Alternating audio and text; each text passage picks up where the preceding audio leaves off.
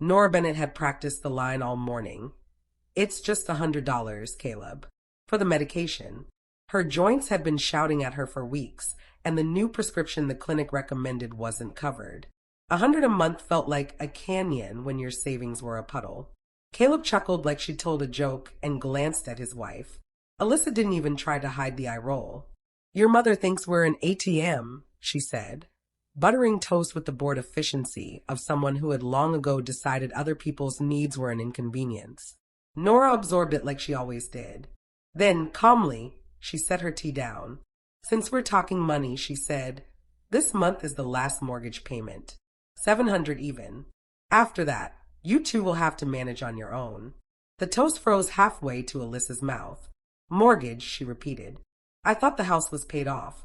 Caleb said. That his bonus covered the down payment, Nora finished softly. It didn't. Your father's life insurance did. And I've been making the payments since. Color rose in Alyssa's face. A hot stripe of betrayal directed not at Nora, but at her husband. Caleb tried to laugh it off, but laughter sounded wrong in the quiet kitchen. Mom, why bring this up now? Because truth has a timer, Nora replied. And mine just went off. The clock ticked between them, counting the seconds until the next held-back thing came out. Alyssa lowered the toast, voice small for the first time. How much have you given us? Nora didn't answer. She stood, kissed her son's cheek, habit, not forgiveness, and said, enough that you both deserve the truth. She left to visit her friend Dorothy, but when she returned that evening, an unmarked envelope waited on the hall table. Inside, bank statements, refinance papers, and a power of attorney she had never signed, except her signature was there, tidy and stolen. The floor felt like a trapdoor.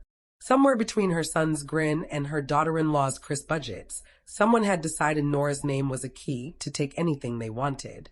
Nora took the envelope to the kitchen table, the same table where she had taught Caleb multiplication and how to apologize. The forged signature stared back at her, a performance of her hand that almost convinced her it was real. Alyssa arrived minutes later, tight-voiced, saying she hadn't signed a thing and wouldn't. This isn't how I fix problems, she said, glaring at the papers like they could glare back. Nora remembered the dizzy spell she'd had recently, how Caleb had insisted on handling her pills, how he'd hovered when she paid bills online. A fog crept up her spine and turned to steel. She printed out the number of an elder law attorney and slid it into her pocket. Caleb came home whistling a tune from another, easier life. Nora invited him to sit. Tell me about the accounts, she said evenly. There's nothing to tell, he said too quickly. The way boys do when they've broken something they were told not to touch. She placed the documents in front of him. Then explained this. He reached for charm and then, finding it useless, for anger. You're overreacting. I said I'd organize your finances. You forget passwords. I'm trying to help. Help is not forging my name, Nora replied. Help is not rerouting my pension, or using my debit card at 2 a.m. to pay off a stranger's table in a back room. Caleb's face shifted, guilt, calculation, then a flash of something mean. If you turn this into a thing, Mom, you'll blow up everything. Me, Alyssa, your grandchild's college someday. The only thing I'm blowing up is a lie. She slid another paper across, her late husband's will. Everything to Nora, with a note in his careful blocky handwriting. Provide for him when he proves ready. Caleb read it and went pale. His phone pinged. A text from Alyssa lit the screen. Changing the locks. Filing tomorrow. Nora watched her boy look into a mirror he didn't like. He stood, blaming words tumbling out. You ruined us. This is your fault, and slammed the door. The house exhaled. Nora dialed Detective Elise Harper, whose card Dorothy had pressed into her hand months ago just in case. Harper listened, then said, Don't touch another document. I'm on my way. Detective Harper arrived with her partner, Miguel Delgado. Their notepads precise, their questions gentle but relentless. Within a day, they traced withdrawals not only from Nora's accounts, but from 2 other elderly widows' pensions, women who, like Nora, had sons or caregivers named on their online profiles. The path curved through burner phones, cash apps, and a shell company that sounded like a flower shop and smelled like bleach. Your son isn't just in debt, Harper said quietly. He's part of a network that targets seniors. We think he started small and got pulled into something bigger. Nora swallowed the iron taste of that sentence. He's my son, she said, like maybe that word still had a magic shape. It is possible, Delgado said, to love someone and still keep them from hurting others. They asked whether Alyssa might be involved. Nora didn't know and didn't want to know, and then knew anyway when Harper showed her screenshots. Alyssa suggesting which clients looked low-tech and pliable. Caleb responding with sums like a waiter announcing specials.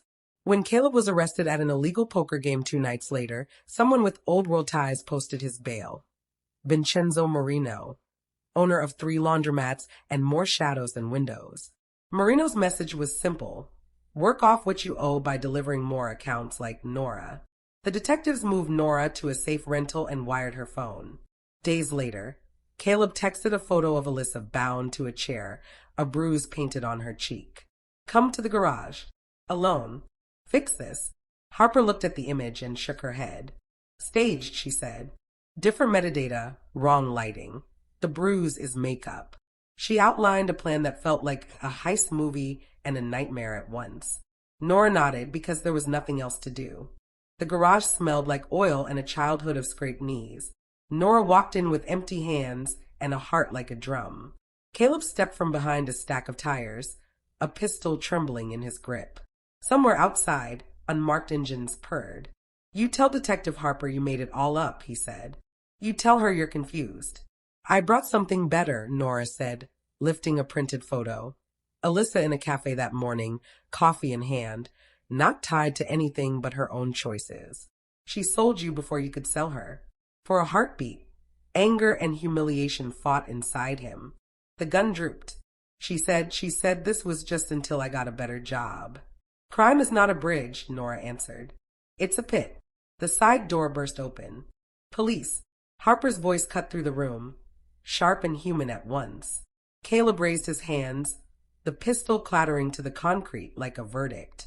Outside, sirens weaved a red-blue ribbon. Alyssa was picked up across town, still texting a contact labeled V. Marino vanished into the usual fog. At arraignment, the charges stacked like bricks: financial exploitation, wire fraud, identity theft, conspiracy. Alyssa flipped first, her statement confirming what the screenshots hinted. She had flagged targets, prepped paperwork, soothed conscience with future tense fantasies. Caleb looked smaller in orange. Nora sat in the back and didn't cry. Grief had moved into a new room inside her, quieter and heavier. In court, Nora spoke when it was her turn.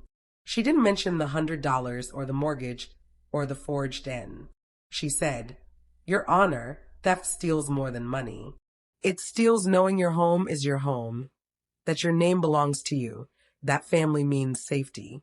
I want my life back. I want other people's mothers to keep theirs. The judge listened. So did the rows of strangers. Caleb got 7 years, federal time. Alyssa received a shorter sentence and a restitution plan that would take a decade to finish if she were lucky and honest, 2 qualities she would have to practice. When bailiffs led Caleb away, he turned once, boyish and lost. Nora lifted a hand without waving.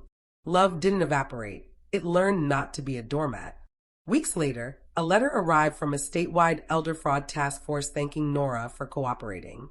Dorothy hosted a community workshop where Nora and Detective Harper answered questions from a half circle of grandmothers and grandfathers clutching notebooks. They talked about freezing credit, about never sharing 2-factor codes, about the manipulation vocabulary, urgent, family, emergency, just this once.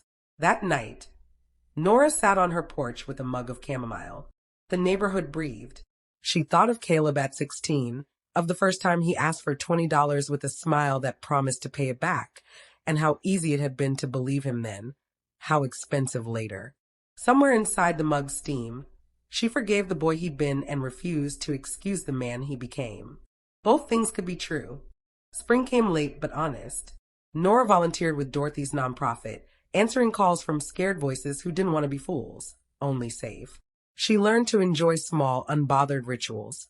Saturday markets, library paperbacks, the way her granddaughter Emma, Alyssa and Caleb's little girl, now living with Alyssa's sister, sprinted down Nora's walk shouting Gran.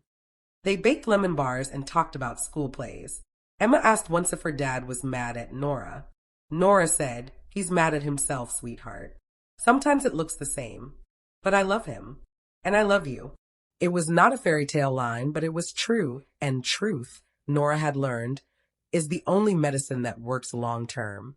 Detective Harper texted updates now and then. Marino indicted, 2 more victims identified, refunds inching home. Alyssa sent a letter of apology written in block letters, like she was relearning the alphabet of accountability. Nora filed it under keep. On a soft evening, Dorothy raised a glass on Nora's porch. "To boundaries," she said. "To beginnings," Nora added. "To both," Dorothy grinned. Nora looked at the house she'd paid for twice, once with money, once with courage. The $100 she'd asked for had become a ledger of everything she'd finally demanded for herself. Respect, transparency, safety. Family, she decided, wasn't the people who used your name to open doors. Family was the people who knocked. And when Emma fell asleep on her shoulder, the porch light warm above them, Nora understood something simple and enormous. You cannot save someone by making yourself small. You can only save what's worth saving by standing at your full height and saying, kindly and clearly, no more.